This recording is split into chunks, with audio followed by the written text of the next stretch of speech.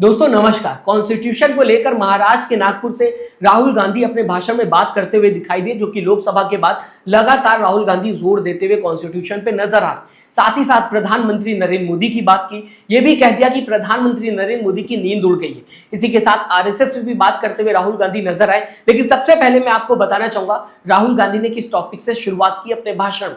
राहुल गांधी बताने की सबसे पहले कोशिश कर रहे थे कि कॉन्स्टिट्यूशन कितना ज्यादा इंपॉर्टेंट है, और साथ ही साथ कॉन्स्टिट्यूशन को लेकर पावर भी बताते हुए नजर आए कि आज अगर इस देश में पब्लिक सेक्टर मौजूद है, आम जनता की भलाई की जा रही है गवर्नमेंट एजेंसीज की तरफ से, तो वो सिर्फ और सिर्फ कॉन्स्टिट्यूशन की वजह से। इस देश में चाहे आईआईटी की बात की जाए, आईआईएम की बात की जाए, प्राइमरी स्कूल्स की बात की जाए, सेकेंडरी स्कूल्स की बात की जाए, हॉस्पिटल्स की बात की जाए, ये सब इस वजह से चल रहे हैं क्योंकि इस देश में कॉन्स्टिट्यूशन मौजूद है।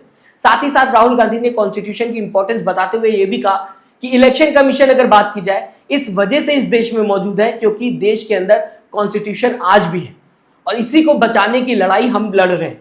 दूसरी तरफ राहुल गांधी ने आरएसएस की भी बात इस बीच की और राहुल गांधी ने बताया कि आरएसएस इनडायरेक्टली कॉन्स्टिट्यूशन पे प्रहार कर रहा है, जो कि जनता के लिए सही नहीं है।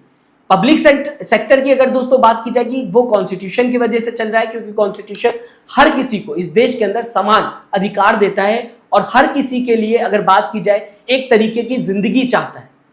कोई ना छोटा ना कोई बड़ा, हर किसी को अपनी जिंदगी अपने धर्म को जीने का अधिकार है अगर वो किसी और को हार्म नहीं करता। तो ये है कॉन्स्टिट्यूशन की पावर, जिस वजह से देश चल रहा है। पब्लिक सेक्टर भी इसी वजह से चल रहा है। तो बुनियाद है कॉन्स्टिट्यूशन, इस देश की नींव है कॉन्स्टिट्यूशन।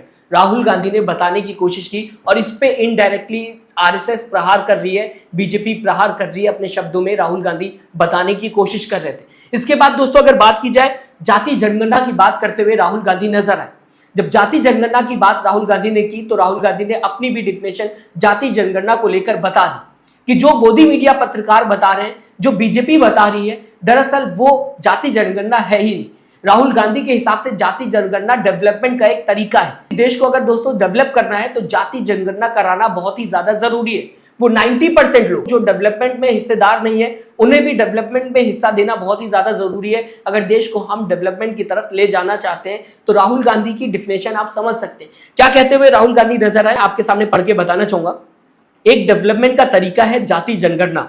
एससी, एसटी, ओबीसी, आदिवासी समाज कोर्ट, हॉस्पिटल, कॉर्पोरेट सेक्टर में नहीं है। इन्हें आगे लाने के लिए, इन्हें इन सारे सेक्टर्स में हिस्सा देने के लिए हमें जाति जनगणना कराना है। बिना देरी के आपके सामने राहुल गांधी का ये वीडियो रखना चाहूंगा, थोड़ी सी क्लिप आपके सामने रखना चाहूंगा, जहां पर ये बताने की राहुल गांधी कोशिश कर रहे हैं कि जाति जनगणना कराना क्यों जरूरी है। और जब भी राहुल गांधी बात करते हैं जाति जनगणना की तो क्यों प्रधानमंत्री नरेंद्र मोदी की नींद उड़ जाती। इसके बाद मैं दोस्तों आपको बताऊंगा राहुल गांधी ने जाति जनगणना को लेकर क्या कहा, क्या अफवाह गोदी मीडिया फैला रही है, जिसे लेकर सफाई देते हुए राहुल गांधी नजर आए। और इसी के साथ यह अफवाह बीजेपी भी फैला रही, जो गोदी मीडिया पत्रकार कंटिन्यू आगे लेकर चलते हुए दिखाई दे रहे हैं। दरअसल उसके पीछे बीजेपी सरकार है, जिसे लेकर राहुल गांधी ने अपने स्पीच में बताने की कोशिश की। किसान अगर अपना बैंक लोन वापस ना दे, उसको लाठी मार के जेल में डाल देते हैं, कहते हैं डिफॉल्टर हो तुम, कहते हैं ना।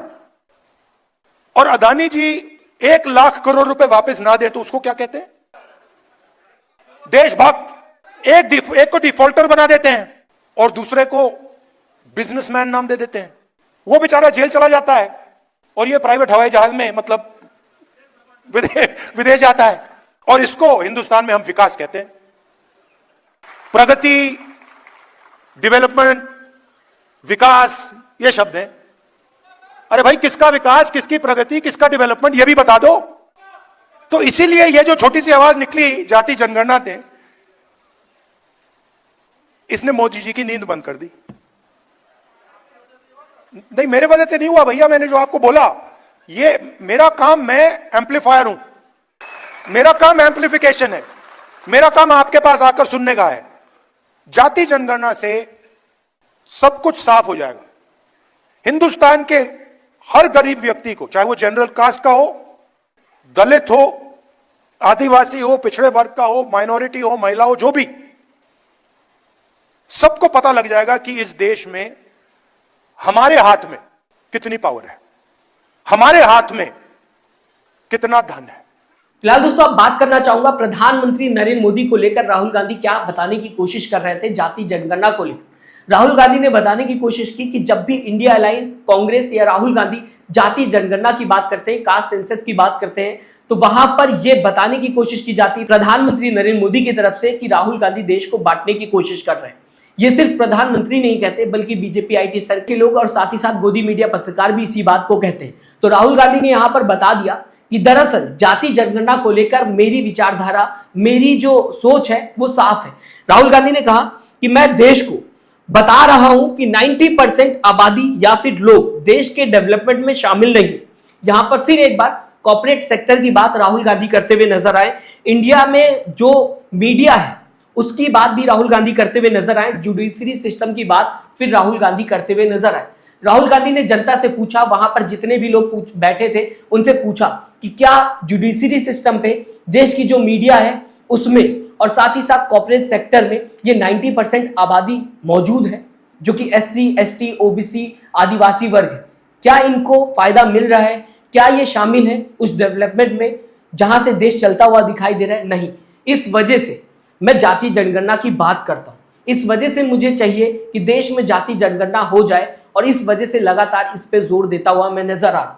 कॉन्स्टिट्यूशन की बात राहुल गांधी हर बार करते हुए दिखाई दे रहे हैं। इस बार लोकसभा चुनाव की बात की जाए, इंडिया अलायंस की तरफ से ज्यादातर जोर कॉन्स्टिट्यूशन पर दिया गया था। यहां तक कि यह भी कह दिया गया था कि यह चुनाव कॉन्स्टिट्यूशन को बचाने का है। इसके बाद से देखने को दोस्तों मिला कि राहुल गांधी ज्यादातर कॉन्स्टिट्यूशन पर बात करते हुए दिखाई दिए, ज्यादातर सम्मेलन में उनके कॉन्स्टिट्यूशन की बात होते हुए नजर आए।